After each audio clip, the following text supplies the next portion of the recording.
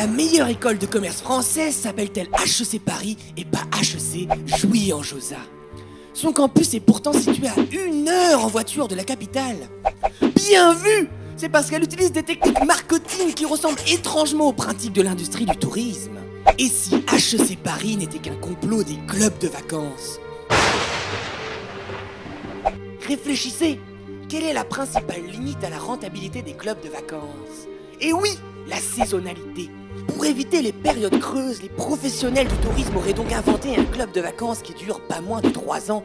Déjà, le logo de l'ACCIP, ça ne vous rappelle rien? Évidemment, c'est une allusion à peine masquée au peace and love des vacanciers. Mais cela va plus loin. Si on transforme en chiffres l'acronyme HEC, on obtient 853. Et qu'est-ce qui se situe à 853 km du campus? La mer Méditerranée. Comme par hasard. Pas étonnant que les actionnaires d'HEC soient des hippies quand on voit à quoi ressemble l'école. Le campus n'a pas grand-chose à envier au plus luxueux club de vacances. Des appartements proposant des balcons ensoleillés et des murs agrémentés de lambris comme dans une station de ski. De superbes aires de jeu pour les enfants. Des chemins de promenade et de footing agrémentés d'œuvres d'art conceptuelles. Un emploi de temps très proche du Club Med, avec beaucoup de temps libre et des brefs moments d'activité répartis de manière absurde toute la semaine. Un ensoleillement quasi permanent toute l'année. Et bien sûr, de nombreuses soirées avec leur lot de chorégraphie et d'open bar pour fidéliser la clientèle.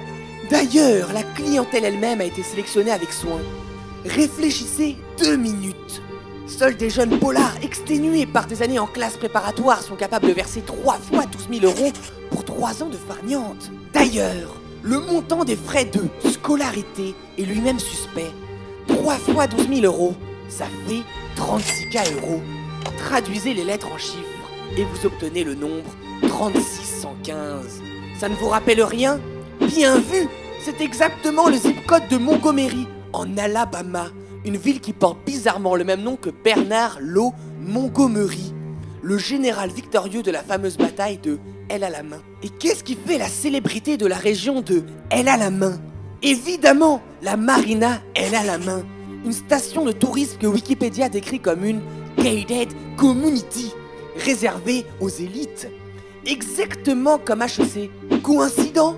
Je ne pense pas. Mais alors, à qui profite le crime?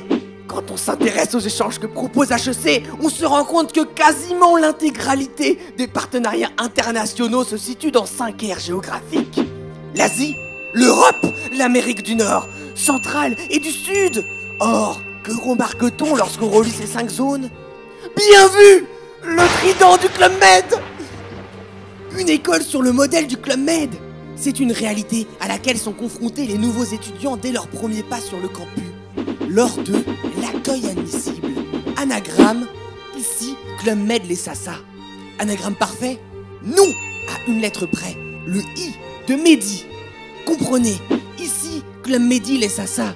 Du nom de l'homme le plus important du campus, Mehdi Afilal, le président du BDE. En parlant d'homme important, quel est le seul président de la République à s'être déplacé 2 fois sur le campus d'HEC en 3 ans? Valéry Giscard d'Estaing.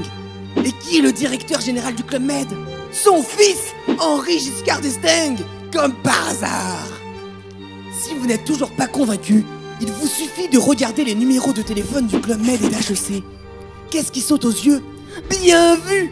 En les sommant, on obtient le même nombre, 177, qui correspond exactement au nombre de participants Facebook au tout dernier TVH de l'an dernier.